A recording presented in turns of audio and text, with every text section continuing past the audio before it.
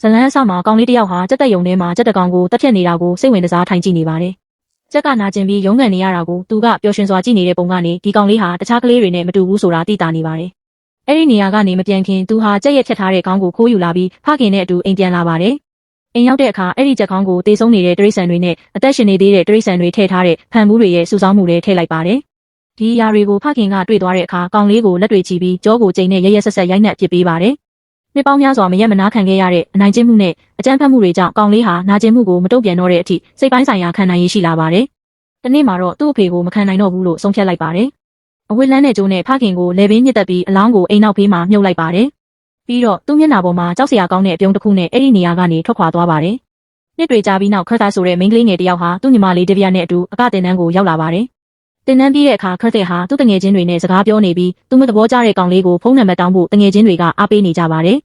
်ခရတယာကအဲ့ဒီကောင်လေးနဲ့စကားပြောနေချိန်မှာဒေဗီယာဟာတယောက်တည်းလမ်းလျှောက်ထွက်သွားပါတယ်။အဲ့ဒီအချိန်မှာဒဇိန်တယောက်ကဒေါင်းငံအမွေးတစ်ချောင်းနဲ့ဒေဗီယာကိုလှည့်စားပြီးခေါ်ဆောင်သွားပါတယ်။ခဏအကြာမှာခရတယာကသူ့ညီမပြောင်းနေပြီဆိုတာသတိထားမိပြီးနေရာအနှံ့အသေးအတန်လိုက်ရှာပေမဲ့ဘာအရေးအယောင်မှမတွေ့ပါဘူး။ခရတယာနဲ့သူ့မိဘတွေကရဲစခန်းကိုသွားပြီးဒေဗီယာပျောက်ဆုံးမှုကိုတိုင်ကြားကြပါတယ်။အကြီးတန်းရဲအရာရှိဗဒကအမှုရဲ့အရေးကြီးမှုကိုချက်ချင်းနားလည်ပြီးရှာဖွေမှုတွေစတင်ဖို့အမိန့်ပေးပါတယ်။ပြီးတော့ပျောက်ဆုံးသူအမှုတွေမှာပထမဆုံး48နာရီဟာအရေးကြီးဆုံးဖြစ်ကြောင်းသူ့အဖွဲ့ကိုသတိပေးပါတယ်။အချိန်အနည်းငယ်ကြာပြီးနောက်ဘောလုံးကစားနေတဲ့ကောင်လေးတစုဟာအမိုက်ပုံးအနီးမှာမိန်းကလေးငယ်တစ်ယောက်ရဲ့အလောင်းကိုတွေ့ရှိကြပါတယ်။ရက်တာကအခင်းဖြစ်နေရာကိုရောက်လာပြီးအလောင်းဟာဒေဗီယာဖြစ်ကြောင်းဝမ်းနည်းစွာအတည်ပြုလိုက်ပါတယ်။ဒေဗီယာဟာဒေသတွင်းမှာနာမည်ကြီးတဲ့စီးပွားရေးသမားတစ်ယောက်ရဲ့တူမဖြစ်တာကြောင့်ဒီအမှုဟာမီဒီယာတွေရဲ့အာရုံစိုက်မှုကိုချက်ချင်းရရှိသွားပါတယ်။နောက်ပိုင်းမှာရက်တာကသူ့အထက်လူကြီးကိုအမှုအကြောင်းရှင်းပြပါတယ်။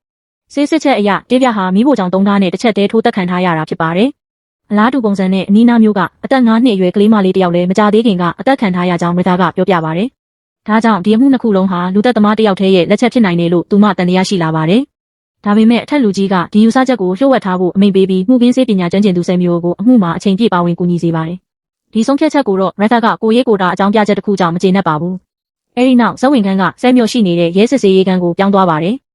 10မျိုးဟာအေးအေးဆေးဆေးထိုင်ရင်မျိုးသမီးကိုတတ်တယ်လို့ဆွဆွဲခံထားရတဲ့အကြီးတန်းရဲအရာရှိတစ်ယောက်ကိုငယ်တန်းရဲတစ်ယောက်စစ်ဆေးနေတာကိုကြည့်နေပါတယ်။အဲ့ဒီရဲအရာရှိကသူ့ဇနီးကိုမတတ်ခဲ့ပဲတခိုးတစ်ယောက်ကတတ်သွားတာလို့အခိုင်အမာပြောနေပါတယ်။ဒါပေမဲ့ငယ်တန်းရဲကသူ့ဇနီးဟာအရင်ကအိမ်တွင်းအကြမ်းဖက်မှုအတွက်တိုင်ကြားချက်အကြိမ်ကြိမ်ပြုလုပ်ထားခဲ့ကြောင်းသတိပေးပါတယ်။ရဲတွေအနေနဲ့အထောက်အထားမရှိသေးပေမဲ့နောက်ဆုံးမှာအဲ့ဒီအရာရှိကသူ့ဇနီးကိုတတ်ခဲ့ကြောင်းဝန်ခံလိုက်ပါတယ်။ခဏအကြာမှာ10မျိုးကစစ်ဆေးမှုကိုလွှဲယူလိုက်ပါတယ်။သူကအဲ့ဒီရဲအရာရှိမှာနှလုံးခုန်ဆက်တစ်ခုတက်ဆင်ထားကြောင်းသိလိုက်ပါတယ်။အဲ့ဒီဆက်ဟာဝစ်စင်ထားသူရဲ့နှလုံးခုန်နှုန်းကိုအဆက်မပြတ်မှတ်တမ်းတင်ထားတယ်လို့10မျိုးကရှင်းပြပါတယ်။ဒါကြောင့်လူသက်မှုဖြစ်တဲ့အချိန်ကနှလုံးခုန်နှုန်းမှတ်တမ်းကိုစစ်ဆေးလိုက်ရင်သူပြောတာအမှန်လားလိမ်နေတာလားဆိုတာသိနိုင်မှာဖြစ်ပါတယ်။အဲ့ဒီစကားကြားလိုက်တဲ့အချိန်မှာအရာရှိရဲ့မျက်နှာကရုတ်တရက်ပြောင်းလဲသွားပါတယ်။သူ့ရဲ့လိမ်လည်မှုကိုဖော်ထုတ်ခံလိုက်ရပြီဆိုတာသိတာနေပါတယ်။လွမြောက်စရာလမ်းမရှိတော့တဲ့အတွက်နောက်ဆုံးမှာသူ့ဇနီးကိုတတ်ခဲ့ကြောင်းဝန်ခံလိုက်ပါတယ်။မိနစ်အနည်းငယ်အတွင်းအမှုကိုဖြေရှင်းပြီးတဲ့နောက်10မျိုးဟာယုံကြည်မှုအပြည့်နဲ့ထွက်လာခဲ့ပါတယ်။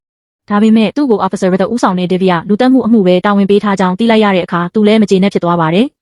နောက်ပိုင်းမှာ10မျိုးဟာအိမ်ပြန်ရောက်ပြီးသူ့အကိုဆယ်ဗီယိုရိုက်ကူးနေတဲ့ဟင်းချက်ဘလော့ကိုဝင်နောက်ရှက်ရင်အမှုအသေးရရှိထားကြောင်းပြောပြပါတယ်။ဆယ်ဗီယိုကအစပိုင်းမှာသူ့ညီအတွက်ဝမ်းသာပေမဲ့10မျိုးကိုရစ်သက်ရဲ့အဖွဲ့ထဲတာဝန်ချထားကြောင်းသိလိုက်ရတဲ့အခါမျက်နှာကရုတ်တရက်လေးနက်သွားပါတယ်။အဲ့ဒီအချိန်မှာဆယ်ဗီယိုနဲ့ရစ်သက်တို့ဟာအရင်ကပျော်ရွှင်စွာလက်ထပ်ထားကြပေမဲ့အခုတော့တီးခြားနေကြကြောင်းသိလာရပါတယ်။နောက်တစ်နေ့မှာရစ်သက်နဲ့သူ့အဖွဲ့ဟာဒေသခံတွေကိုလိုက်လံမေးမြန်းနေကြပါတယ်။ဆမ်မျိုးကတော့မှုကင်းစေးကမ်းမှာဒေဗီယာဝတ်ထားခဲ့တဲ့အဝတ်တွေကိုစစ်ဆေးနေပါတယ်။နောက်ဆုံးဆမ်မျိုးကအစီရင်ခံစာတွေနဲ့အတူအကတင်တန်းကျောင်းကိုရောက်လာတဲ့အခါရတာကနောက်ကျတဲ့အတွက်ပြင်းပြင်းထန်ထန်စူပူပြီးနောက်ဆုံးအကြိမ်သတိပေးလိုက်ပါတယ်။အဲဒီနောက်ဆမ်မျိုးကသူတွေ့ရှိထားတာတွေကိုရဲတွေစီရှင်းပြပါတယ်။ဒေဗီယာရဲ့အဝတ်အစားပေါ်မှာတွေ့ရတဲ့အမှတ်အသားတွေဟာတန်စကားတစ်ခုနဲ့တိတိကျကျကိုက်ညီနေကြောင်းသူဖော်ထုတ်လိုက်ပါတယ်။အဲဒီအချက်ကြောင့်အဖွဲ့ဟာကျောင်းနောက်ဘက်ကကျင်းမြောင်းတဲ့လမ်းတစ်လျှောက်ကိုလိုက်လံစစ်ဆေးကြပါတယ်။ဒေဗီယာရဲ့အဝတ်အစားမှာတွေ့ရတဲ့ရင်းနှီးနဲ့မေလာရီအကျွင်းကြံတွေကသူမဟာအဲ့ဒီနေရာကိုရှောက်သွားခဲ့ကြောင်းသက်သေပြနေတယ်လို့ဆယ်မျိုးကရှင်းပြပါတယ်။ထို့အပြင်အဝတ်ပေါ်ကမေလာရီဆက်တွေပြန့်ကျဲနေတဲ့ပုံစံကိုကြည့်ရင်သူမဟာရုန်းကန်နေတာမဟုတ်ပဲအေးအေးဆေးဆေးလမ်းလျှောက်သွားခဲ့တာဖြစ်နိုင်ကြောင်းလည်းတွေ့ရှိပါတယ်။ဒါကြောင့်ဒေဗီယာကိုသူမယုံကြည်တဲ့ရင်းနှီးတဲ့သူတစ်ယောက်ကအဲ့ဒီနေရာကိုခေါ်ဆောင်သွားတာဖြစ်နိုင်တယ်လို့ဆယ်မျိုးကကောက်ချက်ချလိုက်ပါတယ်။ဒီလိုအလျင်အမြန်အရေးကြီးတဲ့အချက်တွေရှာဖွေနိုင်ခဲ့တာကြောင့်အမှုဟာတိတိတတ်တာရှေ့ဆက်သွားပါတယ်။ဒါပေမဲ့ရိသာကတော့စမျိုးအပေါ်မနာလိုမှုကိုဖုံးကွယ်မထားနိုင်ပါဘူး။ရက်တာရဲ့မနာလိုမှုနောက်ွယ်မှာတော့မိသားစုပြဿနာဟောင်းတွေရှိနေပါတယ်။မကြခင်ရက်တာကရှိုက်ကားဆိုတဲ့မှုကင်းစေးပညာအလုပ်တင်တယောက်ကို10မျိုးရဲ့လက်ထောက်အဖြစ်ခန့်လိုက်ပါတယ်။ဒါပေမဲ့အမှန်တကယ်မှာတော့10မျိုးကိုစောင့်ကြည့်ပြီးသူတို့သမျှကိုပြန်လည်တင်ပြဖို့ရှိုက်ကားကိုလျှို့ဝှက်ညွှန်ကြားထားတာပါ။သို့တော်ရက်ကဖုန်းနဲ့ညွှန်ကြားနေတာကို10မျိုးကမတော်တဆကြားသွားပြီးသူ့ကိုမယုံကြည်ကြောင်းချက်ချင်းနားလည်သွားပါတယ်။နောက်ပိုင်းမှာ10မျိုးနဲ့ရှိုက်ကားတို့ဟာခရတာရဲ့စိတ်ပိုင်းဆိုင်ရာစစ်ဆေးချက်အစီရင်ခံစာကိုရယူဖို့စိတ်ပညာရှင်ဒရာဝန်စီသွားကြပါတယ်။ အဲ့ဒီမှာရေသားရဲ့တမီနိုင်နာနဲ့လည်းမမျော်လင့်ပဲတွေ့ကြပါတယ်။နဲနာဟာလည်း Dwellons ရဲ့လူနာတစ်ယောက်ဖြစ်နေပါတယ်။ခရစ်တေဟာစိတ်ပိုင်းဆိုင်ရာအရာတည်ငြိမ်နေကြောင်းအစီရင်ခံစာကအတည်ပြုပြီးနောက်သူတို့ဟာရေသားစီပြန်လာပြီးရလဒ်ကိုတင်ပြကြပါတယ်။ဒီနေ့မှာတော့အဲ့ဒီလူသက်သမားဟာထပ်မံတိုက်ခိုက်ပါတယ်။ဒီတစ်ချိန်မှာတော့ရေပန်းဥယျာဉ်တစ်ခုမှာဒီဘိုက်ကားဆိုတဲ့မိန်းကလေးငယ်ရုတ်တရက်ပျောက်ဆုံးသွားပါတယ်။ရေသားကချက်ချင်းရေးပေါ်အစည်းအဝေးခေါ်ပြီးသူတို့အဖွဲ့အနေနဲ့နောက်ထပ်ကလေးတစ်ယောက်မသေးဆုံးခင်လူသက်သမားကိုဖမ်းမိအောင်လုပ်ကြဖို့သဘောတူကြပါတယ်။အစည်းအဝေးပြီးတဲ့နောက်ဆမ်မြူကဒေးဗီယာရဲ့အလောင်းကိုမြေဆွေးတွင်းဘေးမှာလဲနေတဲ့မှုကင်းတပ်ပုံတစ်ပုံကိုသတိထားမိပါတယ်။မြေဆွေးတွင်းဟာအမြင့်9ပေရှိတာကြောင့်လူသက်သမားဟာအလောင်းကိုမှနိုင်လောက်အောင်အင်အားရှိမယ်ဆိုရင်တွင်းထဲကိုပစ်ချခဲ့မှာဖြစ်ပြီးအပြင်မှာထားခဲ့မှာမဟုတ်ဘူးလို့ဆမ်မြူကရေသားကိုပြောပါတယ်။ထို့အပြင်အဲ့ဒီလူဟာဒေးဗီယာကိုအမြင့်4ပေခန့်ရှိတဲ့မေလာပိုက်ထဲကနေခေါ်ဆောင်သွားနိုင်ခဲ့တာကိုလည်းသူကထောက်ပြပါတယ်။ဒီချက်တွေကိုဆက်ဆက်စဉ်းစားပြီးလူသက်သမားဟာအသက်73နှစ်ဒါမှမဟုတ်14နှစ်အရွယ်ကလေးတစ်ယောက်ဖြစ်နိုင်တယ်လို့ဆမ်မြူကကောက်ချက်ချပါတယ်။ဒါပေမဲ့ရေသားကဆမ်မြူရဲ့စကားကိုလစ်လျူရှုပြီးအမှုကိုသူတို့ရဲ့အဖွဲ့ကပဲဆက်လုပ်မယ်လို့ပြောပါတယ်။ဆမ်မြူကတော့အသက်ငယ်ငယ်နဲ့အမှတ်စဉ်လူသက်သမားဖြစ်ခဲ့တဲ့စေကျော်သက်တွေရဲ့အမှုတွေကိုဥပမာပေးပြီးသူ့ယူဆချက်ကိုဆက်လက်ရှင်းပြပါတယ်။ဒါပေမဲ့ရေသားကသူ့စကားကိုမနားထောင်ပဲဆမ်မြူဟာတက်ခွဲကန်းကျွမ်းကျင်သူတစ်ယောက်သာဖြစ်ပြီးသူတို့အားလုံးကအကြီးတန်းရေးရာရှိတွေဖြစ်ကြောင်းရိုင်းပြောပြီးထွက်သွားပါတယ်။ရေသားထွက်သွားပြီးနောက်ရှိတ်ခါကသူမဟာဆမ်မြူအပေါ်တိတိတသားအညှိုးထားနေကြောင်းသတိထားမိပြီးအကြောင်းရင်းကိုမေးပါတယ်။အဲ့ဒီအခါဆမ်မြူကသူ့အကိုXavierဟာတစ်ချိန်ကရေသားနဲ့လက်ထပ်ခဲ့ဘူးကြောင်းပြောပြပါတယ်။သူတို့ရဲ့အိမ်အောင်ရေးဟာတားငယ်တစ်ယောက်ကိုဝမ်းနည်းစရာအဖြစ်အပျက်တစ်ခုမှဆုံးရှုံးခဲ့ရပြီးနောက်ပျက်စီးသွားခဲ့တာပါ။အဲ့ဒီဖြစ်ရဲ့အတွက်နှစ်ယောက်စလုံးကတစ်ယောက်ကိုတစ်ယောက်အပြစ်တင်ခဲ့ကြပါတယ်။နောက်ဆုံးမှာအဲ့ဒီအဖြစ်အပျက်ကသူတို့ကိုအပြီးပိုင်ခွဲခွာစေခဲ့ပြီး6နှစ်အကြာမှာကွာရှင်းခဲ့ကြပါတယ်။အဲ့ဒီနောက်တစ်ယောက်နဲ့တစ်ယောက်လုံးဝမပြောတော့ပါဘူး။ဒီနေ့မှာတော့အငိမ့်စားရေးအရာရှိအတော်ဝါဘီရဲ့တောင်းဆိုချက်အရဆမ်မြူကဒဏ္ဍစစ်ဆေးမှုတစ်ခုပြုလုပ်ပါတယ်။ရလဒ်ကတော့ negative ထွက်လာပါတယ်။အဲ့ဒီအခါအတော်ဝါဘီကလွန်ခဲ့တဲ့10နှစ်ကဖြစ်ခဲ့တဲ့အမှုတစ်ခုအကြောင်းပြန်ပြောပြပါတယ်။အဲ့ဒါကရေသားရဲ့ပထမဆုံးအမှုဖြစ်ပြီးဘရမခေါလနီမှာကလေးလေးယောက်ကိုအမှတ်စဉ်လူသက်သမားတစ်ယောက်ကတတ်ခဲ့တာပါ။အဲ့ဒီတုန်းကတတိလစ်နေတဲ့မိန်းကလေးငယ်တစ်ယောက်ကိုကျောင်းကားထဲမှာတွေ့ခဲ့တာကြောင့်ဘပိုက်ဆိုတဲ့ကျောင်းကားမောင်းသမားကိုရဲတွေကဖမ်းဆီးခဲ့ပါတယ်။လူတိုင်းကလူသက်သမားကိုဖမ်းမိပြီလို့ယုံကြည်ခဲ့ကြပါတယ်။ဒါပေမဲ့တလကြာမှာပဲနောက်ထပ်ကလေးတစ်ယောက်ဟာအတူတူပုံစံနဲ့ထပ်မံအသက်ခံလိုက်ရပါတယ်။အဲ့ဒီအခါမှသူတို့ဖမ်းထားတဲ့လူဟာအပြစ်မရှိကြောင်းသိလာကြပါတယ်။အပြင်ကိုထွက်လာတဲ့အခါဆမ်မြူဟာယူပိုက်ကိုအဲ့ဒီမှာစောင့်နေတွေ့လိုက်ရပြီးအလွန်အံ့ဩသွားပါတယ်။သူ့ရဲ့အံ့ဩနေတဲ့ပုံကိုမြင်တော့အော်တိုဝါကယူပိုက်လွတ်မြောက်လာပြီးနောက်သူ့ကိုကိုရေးကိုတာရင်မောင်းအဖြစ်ခံထားခဲ့ကြောင်းပြောပြပါတယ်။ရဲတွေကမတရားဆွဆွဲပြီးသူ့ဘဝကိုဖျက်ဆီးခဲ့တဲ့အတွက်ပြန်လည်ပြင်ဆင်ပေးတဲ့သဘောနဲ့သူ့အတွက်အလုပ်ပေးထားတာပါ။မထွက်ခင်တို့ကအဲ့ဒီတန်းစစ်ဆေးမှုဟာဘရမခေါလနီအမှတ်စဉ်လူသက်သမားပြန်ပေါ်လာပြီးဒေးဗာကိုလည်းသူပဲတက်ခဲ့တာလားဆိုတာစစ်ဆေးဖို့ဖြစ်ကြောင်းရှင်းပြပါတယ်။အပ်တိုထွက်သွားပြီးနောက်ရီသာစီကိုမျက်မြင်သက်သေတယောက်ရဲ့ထွက်ဆိုချက်ရောက်လာပါတယ်။အဲ့ဒီသက်သေကဒေးဗာရဲ့အလောင်းကိုမြေဆွေးတွင်းနီးမှာကောင်လေးတယောက်လာပစ်ထားတာကိုတွေ့ခဲ့တယ်လို့ပြောပါတယ်။သက်သေရဲ့ဖော်ပြချက်အပေါ်အခြေခံပြီးရဲတွေကတန်တရားရှိသူရဲ့ပုံကျမ်းကိုရေးဆွဲလိုက်ကြပါတယ်။ပုံကျမ်းထွက်လာတဲ့အခါအားလုံးအံ့ဩသွားကြပါတယ်။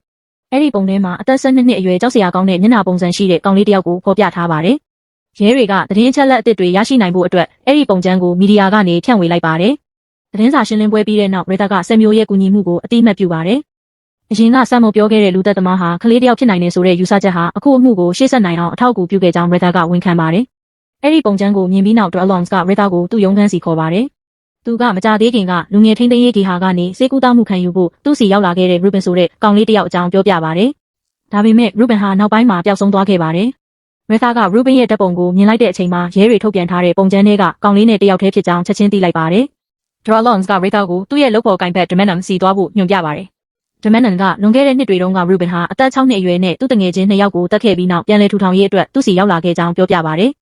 ကုသနေတဲ့ကာလအတွင်း Ruben ဟာမင်းနာမိသားစုနဲ့နှစ်အတော်ကြာနေထိုင်ခဲ့ပြီးအခြေအနေကတဖြည်းဖြည်းကောင်းမွန်လာပါတယ်။ဒါပေမဲ့တနေ့မှာတော့ရုတ်တရက်ထူးဆန်းတဲ့တက်ချင်းတစ်ခုဖြစ်ပေါ်လာပါတယ်။ Ruben ကဓာတ်တစ်ချောင်းကိုကင်ပြီး Demenon ကိုတိုက်ခိုက်ကအိမ်ကနေထွက်ပြေးသွားပါတယ်။အဲ့ဒီနေ့ကစပြီးသူ့ကိုဘယ်သူမှထပ်မတွေ့တော့ပါဘူး။ Demenon ရဲ့စကားတွေကိုကြားပြီးနောက်ရေသာက Ruben ဟာမကြသေးခင်ကဖြစ်ပွားခဲ့တဲ့ကလေးလူသတ်မှုတွေရဲ့နောက်ွယ်ကတရားခံဖြစ်ကြောင်းယုံကြည်သွားပါတယ်။မကြခင်မှာပဲမောင်လဘခါဆိုတဲ့မိန်းကလေးငယ်တစ်ယောက်ဟာဆေးရုံကနေပျောက်ဆုံးသွားပါတယ်။သူမရဲ့အမေကဖြစ်ထဲကလူနာတစ်ယောက်ကိုခဏသွားကြည့်ဖို့သမီးကိုတစ်ယောက်ထဲထားခဲ့ချိန်မှာမောင်လဘကပျောက်သွားတာပါ။ရဲတွေကဆေးရုံတစ်ဝိုက်ကိုချက်ချင်းပိတ်ဆို့ပြီးစုံစမ်းရှာဖွေကြပါတယ်။ရှာဖွေနေစဉ်အနီးကအမိုက်ပုံးထဲမှာချောကလက်ထုတ်တစ်ထုပ်ကိုတွေ့ရှိကြပါတယ်။အဲ့ဒါဟာမောင်လဘကပျောက်မသွားခင်လေးမှာဝယ်ခဲ့တဲ့ချောကလက်နဲ့တူနေပါတယ်။ဆိုင်ရှင်ကလည်းမောင်လဘကကို Ruben နဲ့အတူတွေ့ခဲ့ကြောင်းရဲတွေကိုပြောပြပါတယ်။အခင်းဖြစ်နေရာကိုဆက်မြုပ်ရောက်လာတဲ့အခါအဲ့ဒီချောကလက်ထုတ်ကိုလူသက်သမားကရဲတွေကိုလမ်းလွဲစေဖို့ရည်ရွယ်ချက်ရှိထားခဲ့တာဖြစ်နိုင်ကြောင်းပြောပါတယ်။အစပိုင်းမှာဘယ်သူမှသူ့စကားကိုမယုံကြပါဘူး။ဒါပေမဲ့ဆမ်မြူကချောကလက်ထုတ်ဟာအမိုက်တွေပေါ်မှာအပေါ်ဆုံးကနေတင်ထားတာကိုထောက်ပြပါတယ်။မောင်လဘကပျောက်ဆုံးပြီးနောက်အမိုက်သိမ်းသမားကအဲ့ဒီနေရာကိုတန်ရှင်းခဲ့တာကြောင့်ဒီချောကလက်ထုတ်ဟာအဲ့ဒီနောက်ပိုင်းမှာတယောက်ကပြန်လာပြီးရည်ရွယ်ချက်ရှိထားခဲ့တာပဲဖြစ်နိုင်ပါတယ်။ဆမ်မြူကချောကလက်ထုတ်ကိုယူပြီးချက်ချင်းမှုခင်းဆေးပညာစစ်ဆေးမှုစတင်လိုက်ပါတယ် ချောကလက်ထုတ်ကိုစစ်ဆေးပြီးနောက်ဆယ်မော်ဟာအံ့အားသင့်စရာတစ်ခုကိုရှာဖွေတွေ့ရှိပါတယ်။ချောကလက်ထုတ်ပေါ်ကနန်ဟာမလဘကရဲ့တင်နမဟုတ်သလိုရူဘင်ရဲ့တင်နလည်းမဟုတ်ပါဘူး။ဒါကြောင့်လူတက်မှုတွေရဲ့နောက်ွယ်မှာမသိရသေးတဲ့တတိယလူတစ်ယောက်ပါဝင်နေကြောင်းဆယ်မော်နားလည်လိုက်ပါတယ်။အဲ့ဒီလူဟာရူဘင်ကိုအကာအကွယ်တစ်ခုအဖြစ်အသုံးချပြီးသူကိုယ်တိုင်နောက်ွယ်ကနေပုံကွယ်နေခဲ့တာဖြစ်နိုင်ပါတယ်။တစ်ချိန်တည်းမှာရူဘင်ကမလဘကကိုတောအုပ်ထူထပ်တဲ့နေရာထဲတဲဆောင်လာပြီးစွန့်ပစ်ထားတဲ့ကြောင်းကားတစ်စီးထဲထည့်ထားပါတယ်။ခဏကြာမှသူကလက်ပလာနဲ့ကားထဲကနေပြန်ထွက်လာပြီးအပြင်မှာစိတ်လှုပ်ရှားစွာစောင့်နေပါတယ်။အဲဒီနောက်တခြားလူတစ်ယောက်ကကားထဲကနေထွက်လာပြီးမလဘကရဲ့အလောင်းကိုတဲဆောင်လာပါတယ်။အားလုံးအံ့အားသင့်သွားရပါတယ်။အဲဒီလူဟာရက်တာရဲ့သမီးနေနာဖြစ်နေပါတယ်။နေနာရဲ့မျက်နှာမှာတော့ခံစားချက်တစုံတရာမရှိဘဲလူသက်သမားတစ်ယောက်လိုအေးဆက်နေပါတယ်။မလဘကပျောက်ဆုံးမှုသတင်းဟာနှင်းမြန်စွာပြန့်နှံ့သွားပြီးလူသက်သမားကိုမဖမ်းနိုင်တဲ့ရဲတွေဟာပြည်သူတွေရဲ့ပြင်းထန်တဲ့ဝေဖန်မှုကိုခံလာရပါတယ်။အဲဒီအချိန်မှာဆမ်မျိုးကရက်တာကိုဖုန်းဆက်ပြီးသူရှာဖွေတွေ့ရှိထားတဲ့အချက်ကိုပြောပြပါတယ်။လူသက်မှုတွေရဲ့နောက်ွယ်မှာမသိရသေးတဲ့တတိယလူတစ်ယောက်ကကြိုးကင်နေတယ်လို့ဆယ်မျိုးကရှင်းပြပါတယ်။ဒါပေမဲ့ရက်တာကသူ့စကားကိုနားမထောင်ဘဲရူဘင်တစ်ယောက်တည်းကိုပဲအဓိကတန်တရားရှိသူအဖြစ်ဆက်လက်စုံစမ်းဖို့အမိန့်ပေးပါတယ်။စိတ်ပြတ်သွားတဲ့ဆယ်မျိုးကဒေါသတကြီးနဲ့ထွက်သွားပါတယ်။အဲဒီအချိန်မှာရှိုက်ခါကအံ့အားသင့်စရာအချက်တစ်ခုကိုရှာဖွေတွေ့ရှိပြီးဆယ်မျိုးကိုပြန်ခေါ်လိုက်ပါတယ်။နောက်တစ်နေ့မှာရက်တာနဲ့နေရနာတို့ဟာတငယ်ချင်းတစ်ယောက်ရဲ့အိမ်ကိုသွားကြပါတယ်။အဲဒီမှာနေရနာကလာတာဆောင်ပေါ်မှာပျော်ပျော်ရွှင်ရွှင်ကစားနေတဲ့တငယ်ချင်းရဲ့သမီးငယ်ကိုသတိထားမိပါတယ်။သူမဟာအဲ့ဒီကလေးစီကိုတိတ်တဆိတ်ချင်းကပ်သွားပြီးကြောက်စရာကောင်းတဲ့ရည်ရွယ်ချက်ရှိနေပါတယ်။ဒါပေမဲ့ဘာမှမလုပ်ခင်ရက်တာကနေရနာကိုတားလိုက်ပြီးပြန်သတိဝင်လာအောင်ပြောကအိမ်ကနေထွက်လာခဲ့ကြပါတယ်။တစ်ချိန်တည်းမှာရှိတ်ကနဲ့အဒိုဝဘရူးကဆယ်မျိုးကိုအရေးကြီးတဲ့သတင်းတစ်ခုပြောပြပါတယ်။ ဘရမကော်လနီအမှုမှာရရှိခဲ့တဲ့နံဟာချောကလက်ထုတ်ပေါ်မှာတွေ့ရှိခဲ့တဲ့နံနဲ့ကိုက်ညီနေပါတယ်။ဒါကြောင့်ဘရမကော်လနီအမှတ်စဉ်လူသက်သမားပြန်ပေါ်လာပြီးဆိုတာအတည်ပြုနိုင်ခဲ့ပါတယ်။အောက်တော်ဝါဘကဘရမကော်လနီလူသက်မှုတွေနဲ့ပတ်သက်တဲ့တဲလွန်စအသစ်တစ်ခုကိုလည်းရှာဖွေတွေ့ရှိထားပါတယ်။အဲ့ဒါကတော့အမှုကိုဖြေရှင်းနိုင်ဖို့အဓိကတော့ချက်ဖြစ်နိုင်တဲ့ရေလောင်ကန်ဟောင်းတစ်ခုပါ။အဒူဝါရဲ့တဲလွန်စအတိုင်းဆယ်မျိုးဟာအဲ့ဒီရေလောင်ကန်စီသွားပြီးနေရာတစ်ဝိုက်ကိုစတင်ရှာဖွေပါတယ်။မကြခင်မှာမြေအောက်ပိုက်လိုင်းတွေကိုရှာဖွေနိုင်တဲ့ကုမ္ပဏီတစ်ခုကိုမြေပြင်စက်ကင်ဖတ်နိုင်တဲ့ရေဒါကရိယာတွေနဲ့အတူခေါ်ယူလာပါတယ်။အဲ့ဒီကရိယာတွေရဲ့အကူအညီနဲ့မြေအောက်မှာမြုပ်ထားတဲ့မိန်းကလေးတွေရဲ့အလောင်းတွေကိုရှာဖွေတွေ့ရှိလိုက်ပါတယ်။အလောင်းတွေကိုစစ်ဆေးပြီးနောက်အဲ့ဒါတွေဟာလွန်ခဲ့တဲ့10နှစ်ကဘရမကော်လနီမှာပျောက်ဆုံးသွားခဲ့ပြီးဘယ်တော့မှမတွေ့ခဲ့ရတဲ့ကလေးတွေရဲ့အလောင်းတွေဖြစ်ကြောင်းအတည်ပြုနိုင်ခဲ့ပါတယ်။တစ်ချိန်တည်းမှာရူဘင်ဟာဖျားเจ้าတစ်ခုအနီးမှာနေထိုင်နေပြီးထူးဆန်းတဲ့တက်ချင်းတွေထပ်မံဖြစ်လာပါတယ်။အဝေးကနေနေနာကသူ့အနားမှာထိုင်ရင်းတိတ်တဆိတ်စောင့်ကြည့်နေပါတယ်။အမှန်တကယ်တော့နေနာကလူသက်သမားဖြစ်ပြီးစက်ကရိယာတစ်ခုနဲ့ရူဘင်ရဲ့နာကျင်မှုကိုထိန်းချုပ်နေသူဖြစ်ပါတယ်။ရဲစခန်းကိုပြန်ရောက်တဲ့အခါဆယ်မောကစုံစမ်းမှုလမ်းကြောင်းအသစ်တစ်ခုကိုစတင်လိုက်ပါတယ်။မလဘကပျောက်ဆုံးသွားတဲ့နေ့မှာဆေးရုံထဲရှိနေခဲ့တဲ့လူတွေထဲကတယောက်ဟာတရားခံဖြစ်နိုင်တယ်လို့သူယုံကြည်နေပါတယ်။ဒါကြောင့်မတော်ဘနဲ့ဒရောဝန်ကျိုးကိုအကူအညီတောင်းပါတယ်။တရားခံစစ်ကဒဏ်နမူနာကိုကိုယ်တိုင်လာပေးမှာမဟုတ်တာကြောင့်လူတိုင်းကိုတန်တရားမဝင်စေဘဲသွေးစစ်ပွဲတစ်ခုပြုလုပ်ဖို့ဆုံးဖြတ်ကြပါတယ်။တန်တရားမဖြစ်အောင်ဆယ်မျိုးရှိုက်ကနဲ့ဆရာဝန်2ယောက်စလုံးကလည်းသူတို့ရဲ့ဒဏ်နမူနာပေးကြပါတယ်။အစီအစဉ်တိုင်းဆယ်မျိုးနဲ့ရှိုက်ကသူတို့နဲ့အနည်းဆုံးလူတွေစီကဒဏ်နမူနာတွေစုဆောင်းကြပါတယ်။အောက်တော်ဝါဘီကရဲဝန်ထမ်းတွေစီကနမူနာတွေစုဆောင်းပြီးဒရာအလန်ဇဆေးရုံဝန်ထမ်းတွေစီကနမူနာတွေရယူပါတယ်။တယောက်ချင်းစီရဲ့နာကိုချောကလက်ထုတ်ပေါ်ကနန်းနဲ့တိုက်ဆိုင်စစ်ဆေးကြပါတယ်။ဒါပေမဲ့ဆမ်မျိုးအံ့အားသင့်စွာနဲ့ဘသူတနာမှကိုက်ညီမှုမရှိပါဘူး။ဒါကြောင့်သူဟာပိုပြီးစိတ်ပြတ်သွားပါတယ်။တစ်ချိန်တည်းမှာရဲတွေကရူဘင်ဟာအနီးနားကဖျားเจ้าတစ်ခုမှာပုံနေကြောင်းရှာဖွေတွေ့ရှိပြီးဖမ်းဆီးလိုက်ပါတယ်။စစ်ဆေးမေးမြန်းတဲ့အခါရူဘင်ကလူတက်မှုအားလုံးကိုသူကျူးလွန်ခဲ့ကြောင်းမတွန့်ဆုတ်ပဲဝန်ခံလိုက်ပါတယ်။အားလုံးအံ့အားသင့်သွားရတဲ့အချက်ကတော့သူ့ကိုတတ်ဖို့အမိန့်ပေးနေတာဟာမန်နဲ့ရဲ့အတန်ဖြစ်တယ်လို့ရူဘင်ကပြောလိုက်တာပါ။ရဲတွေကတော့အဲ့ဒီစကားကိုအယုံကြည်မရှိဘဲသူဟာစိတ်မနှက်တဲ့လူသက်သမားတစ်ယောက်သာဖြစ်တယ်လို့ယူဆလိုက်ကြပါတယ်။အမှုကိုဖြေရှင်းပြီးပြီလို့ယုံကြည်သွားတဲ့ရက်တာကအောင်မြင်စွာနဲ့ထွက်လာပါတယ်။ဒါပေမဲ့ဆမ်မျိုးကတော့ရူဘင်ဟာတကယ်လူသက်သမားမဟုတ်ဘူးဆိုတာကိုအခိုင်အမာယုံကြည်နေသေးပါ။နောက်ပိုင်းဆမ်မျိုးနဲ့ရှေကာတို့ကရူဘင်ရဲ့စစ်ဆေးမေးမြန်းမှုဗီဒီယိုကိုပြန်ကြည့်ကြပါတယ်။အဲ့ဒီအခါဆမ်မျိုးကတစုံတစ်ယောက်ဟာရူဘင်ရဲ့နာကြကရိယာကနေတဆင့်အတန်နှွေ့ပေးပြီးနောက်ွယ်ကနေလူသက်မှုတွေကိုကြိုးကင်နေတယ်လို့ယူဆလိုက်ပါတယ်။ဒါပေမဲ့ရူဘင်ကိုလူငယ်ထိန်းသိမ်းရေးစခန်းကိုပို့လိုက်တဲ့အချိန်မှာအဲ့ဒီကရိယာကနေအတန်တစ်ခုထွက်လာပြီးသူ့ကိုကိုတက်သေးဖို့အမိန့်ပေးလိုက်ပါတယ်။ဘာဖြစ်တော့မယ်ဆိုတာနားလည်သွားတဲ့ဆမ်မျိုးနဲ့ရှေကာတို့ကထိန်းသိမ်းရေးစခန်းကိုအလင်းအမြန်ပြေးသွားကြပေမဲ့နောက်ကျသွားပါတယ်။ရူဘင်ဟာကိုတက်သေးပြီးသွားပါပြီ။နောက်တစ်နေ့မှာရက်တာနဲ့သူ့အဖွဲ့ကိုရဲစခန်းကိုခေါ်ယူပြီးအမှုကိုကင်တွယ်ခဲ့ပုံနဲ့ပတ်သက်ပြီးအထက်လူကြီးကပြင်းပြင်းထန်ထန်စုပူပါတယ်။ရူဘင်တေဆုံးမှုနဲ့ပတ်သက်ပြီးအတွင်းပိုင်းစုံစမ်းစစ်ဆေးမှုပြုလုပ်သွားမယ်လို့လည်းအသိပေးပါတယ်။ရက်တာက PR တွေကိုရင်ဆိုင်နေရချိန်မှာဆမ်မိုကရှိုက်ကကိုရူဘင်တေဆုံးခဲ့တဲ့နေရာအနီးကဟက်ကစ်မှတ်တမ်းတွေကိုစုဆောင်းခိုင်းပါတယ်။တရားခံအစ်စ်ဟာရူဘင်တေဆုံးတဲ့အချိန်นี้မှာအဲ့ဒီနေရာကိုရောက်ရှိနေခဲ့မယ်လို့ဆယ်မျိုးကယုံကြည်နေပါတယ်။အဲ့ဒီအချိန်မှာနေရနာကရဲစခန်းကိုရောက်လာပါတယ်။ဆမ်မျိုးကရက်တာကိုနေရနာကိုသူ့မိသားစုအိမ်မှာခဏခေါ်ထားခွင့်ပေးဖို့တောင်းဆိုပါတယ်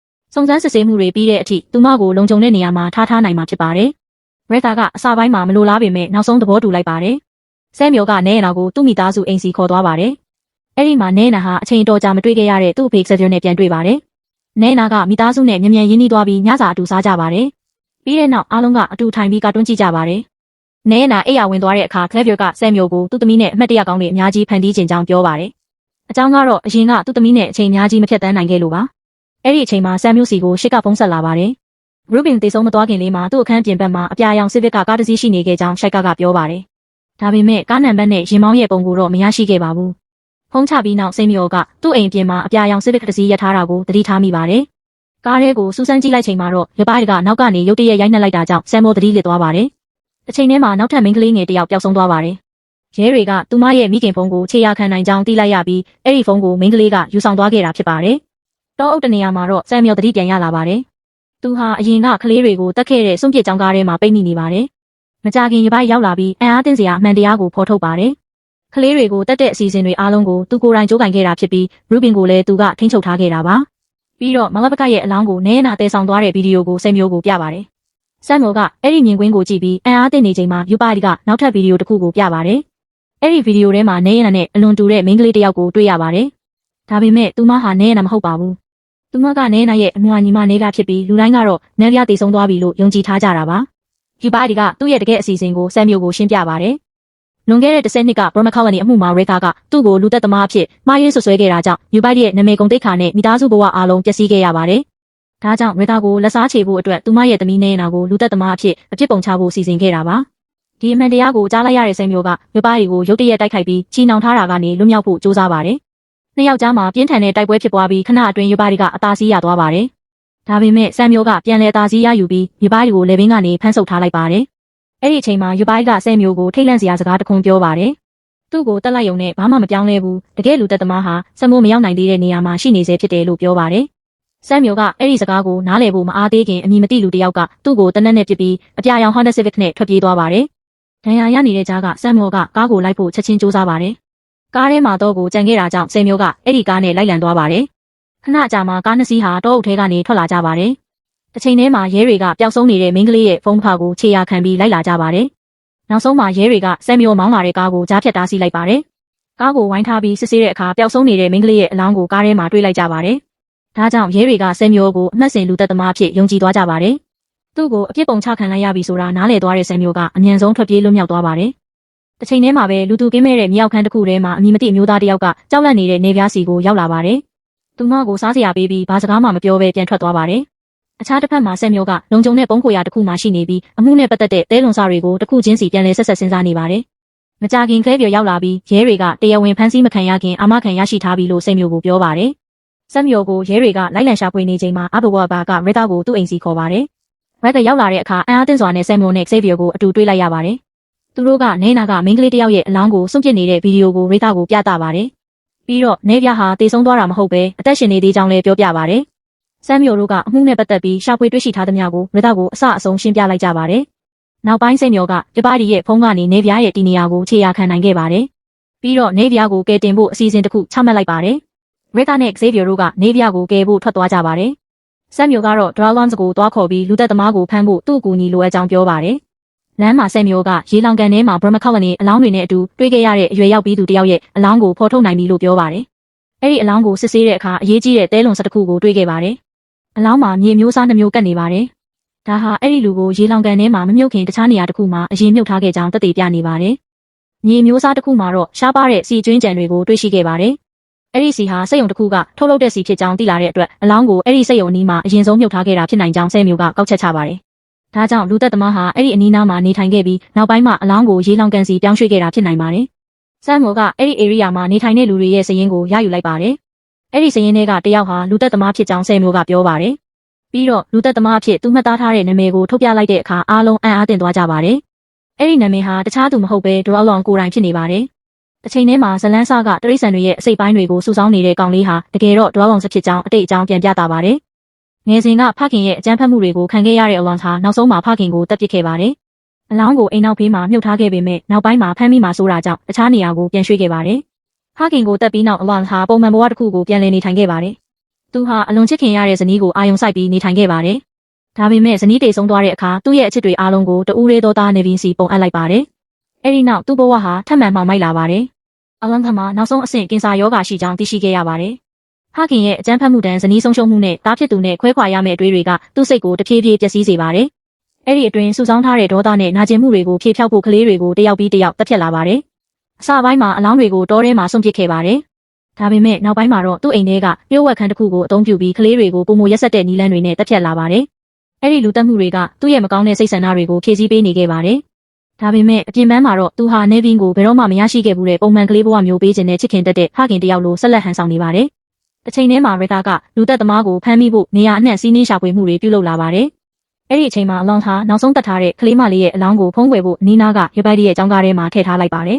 ။ဒါပေမဲ့မမျှော်လင့်ပဲနေဗင်းကသူ့အဖေအလောင်းဆုံးပစ်နေတာကိုမြင်သွားပါတယ်။ယူပီဖန်စီခံရတဲ့သတင်းမီဒီယာမှာထွက်လာတဲ့အခါနေဗင်းဟာသူ့အဖေကနာမည်ကြီးအမှတ်စဉ်လူသက်သမားဖြစ်ကြောင်းနားလည်သွားပါတယ်။ဒါပေမဲ့အဲ့ဒီအချိန်မှာသူကဘာမှမပြောဘဲနှုတ်ဆက်နေခဲ့ပါတယ်။ရက်အနေငယ်အကြာမှာဆရာဝန်တွေကအလန်ရဲ့ကင်ဆာရောဂါဟာရိုးရင်းချင်းစီအစားထိုးကုသမှုနဲ့ပျောက်ကင်းနိုင်ကြောင်းပြောပါတယ်။အဲ့ဒီအချိန်မှာနေဗင်းကအိမ်မိုးပေါ်ကပြို့ဝက်ခန်းကိုရှာတွေ့သွားပါတယ်။အဲ့ဒီထဲမှာအလောင်းတက်ထားတဲ့ကလေးတွေရဲ့အလောင်းတွေကိုတွေ့လိုက်ရပါတယ်။ထိတ်လန့်သွားတဲ့နေဗင်းကအိမ်ကနေထွက်ပြေးဖို့ကြိုးစားပါတယ်။ဒါပေမဲ့လမ်းမှာအလောင်းနဲ့တိုက်မိသွားပါတယ်။အဖေဖြစ်သူကအခြေအနေကိုရှင်းပြဖို့မလုပ်ခင်မှာပဲနေဗင်းဟာကြောက်လန့်ပြီးနောက်ဆုတ်လိုက်ပါတယ်။အဲ့ဒီအချိန်မှာဟန်ချက်ပြက်ပြီးအိမ်မိုးပေါ်ကနေပြုတ်ကျကာတေဆုံးသွားပါတယ်။သားဖြစ်သူတေဆုံးသွားတာကြောင့်အလောင်းဟာအလွန်အမင်းဝမ်းနည်းသွားပါတယ်။နောက်ဆုံးနေဗင်းကိုသူ့တက်ထားတဲ့ကလေးတွေရဲ့အနီးမှာမြုပ်နှံလိုက်ပါတယ်။ဒါပေမဲ့သူ့သားတေဆုံးမှုအတွက်ရတာကိုအပြစ်တင်လိုက်ပါတယ်။ရတာကိုလက်စားချေဖို့အတွက်အပန်းဖြေဥယျာဉ်တစ်ခုမှာသူမစီချင်းကပ်ပြီးနေပြားကိုပြန်ပေးဆွဲလိုက်ပါတယ်။နေပြားကိုမြေအောက်ခန်းထဲမှာချုပ်နှောင်ထားပြီးနောက်ထပ်မိန်းကလေးတစ်ယောက်ကိုတက်ကာရတာကိုအပြစ်တင်ဖို့အစီအစဉ်ဆွဲခဲ့ပါတယ်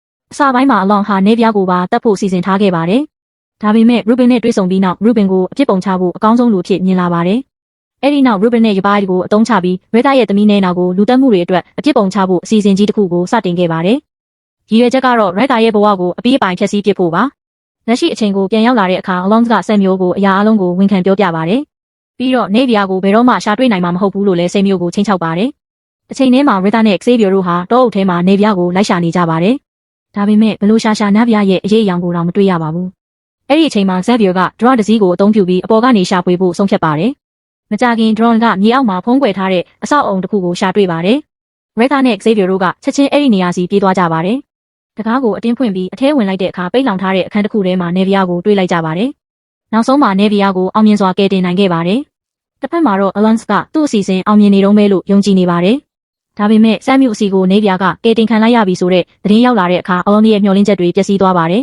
။သူ့အစီအစဉ်ပြတ်သွားပြီဆိုတာသိပေမဲ့အလန်စ်ကသူ့ပေါ်တက်တဲ့ထောက်ထားမရှိသေးဘူးလို့ပြောပါတယ်။ဒါပေမဲ့ဆမ်မြူကအရေးကြီးတဲ့အချက်တစ်ခုကိုထုတ်ပြလိုက်ပါတယ်။ရိုးရင်းချင်းစီအစားထိုးကုသမှုခံယူထားတဲ့လူနာတွေမှာဒဏ္ဍ2မျိုးရှိနေနိုင်ကြောင်းဆမ်မြူကရှင်းပြပါတယ်။ဒါကြောင့်အရင်ဒဏ်စစ်ဆေးမှုမှာအလွန်ရဲ့ဒဏ်ကဘရမကော်လိုနီအမှုကဒဏ်နဲ့မကိုက်ညီခဲ့တာဖြစ်ပါတယ်။ဒီအချက်ကိုသိရှိပြီးနောက်ဆမ်မြူကအလွန်ရဲ့ဒဏ်ကိုပြန်လည်စစ်ဆေးပါတယ်။အဲ့ဒီရလဒ်မှာတော့ဘရမကော်လိုနီအမှတ်စဉ်လူသက်သမားစီကရရှိထားတဲ့ဒဏ်နဲ့အလွန်ရဲ့ဒဏ်ဟာအပြည့်အဝကိုက်ညီနေကြောင်းတွေ့ရှိလိုက်ပါတယ်။ဒါကြောင့်အလွန်ဟာအမှတ်စဉ်လူသက်သမားအစ်စ်ဖြစ်ကြောင်းအပိသက်ဖော်ထုတ်နိုင်ခဲ့ပါတယ်။ရှုံးပေးဖို့ညှင်းဆန်တဲ့အလွန်ဆမ်မြူကိုရုတ်တရက်တိုက်ခိုက်လိုက်ပါတယ်။နှစ်ယောက်ကြားမှာပြင်းထန်တဲ့တိုက်ပွဲတစ်ခုဖြစ်ပွားလာပါတယ်။အလွန်ကဆမ်မြူကိုအနိုင်ရဖို့အသေးအတန်စူးစမ်းပေမဲ့ဆမ်မြူကပြန်လည်ခုခံနေပါတယ်။တိုက်ပွဲအတွင်းဆယ်မျိုးကကားကိုရုတ်တရက်ခရင်တစည်းနဲ့တိုက်မိအောင်မောင်းချလိုက်ပါတယ်။ကားဟာအရှိန်ပြင်းပြင်းနဲ့လေထဲမှာလှန်ထွက်သွားပါတယ်။အလန်စ်ကကားထဲကနေလွင့်ထွက်သွားပြီးလမ်းပေါ်ကိုပြုတ်ကျကာတေဆုံးသွားပါတယ်။ဆမ်မျိုးကတော့ထိုင်ကုန်ကားပတ်နဲ့အဲဘရီရဲ့အကာအကွယ်ကြောင့်အသက်ရှင်ကျန်ရစ်ပါတယ်။နောက်ဆုံးမှာရတာနဲ့ဆေးဗီယာတို့ပြန်လည်သိမ်းမြတ်သွားကြပါတယ်။မိသားစုအားလုံးလည်းအတူတူပျော်ရွှင်စွာဟင်းချက်ဘလော့ရိုက်ကူးကြပါတယ်။တစ်ဖက်မှာဆမ်မျိုးကိုကားတိုက်မှုနဲ့ပတ်သက်ပြီးစစ်ဆေးမေးမြန်းကြပေမဲ့သူကကျွမ်းကျင်စွာနဲ့သူ့အပေါ်တန်တရားမရှိအောင်ရှင်းပြနိုင်ခဲ့ပါတယ်။ဆမ်မျိုးရဲ့ထူးချွန်တဲ့စွမ်းရည်ကိုသဘောကျသွားတဲ့အထက်လူကြီးကရတာကိုမဖြေရှင်းနိုင်သေးတဲ့အမှုအသစ်တစ်ခုကိုတာဝန်ပေးလိုက်ပါတယ်။ဒီတစ်ချိန်မှာတော့ရတာကိုယ်တိုင်ဆမ်မျိုးကိုသူမရဲ့အဖွဲ့ထဲပါဝင်ပေးဖို့တောင်းဆိုလိုက်ပါတယ်။ဒီလိုနဲ့အမှုကြီးတစ်ခုကိုဖြေရှင်းနိုင်ခဲ့ပြီးနောက်ထပ်ရုပ်ဝက်ဆန်းကျဲတဲ့အမှုအသစ်တစ်ခုစတင်တော့မယ့်အချိန်မှာဇလန်းအဆုံးသတ်သွားပါတယ်။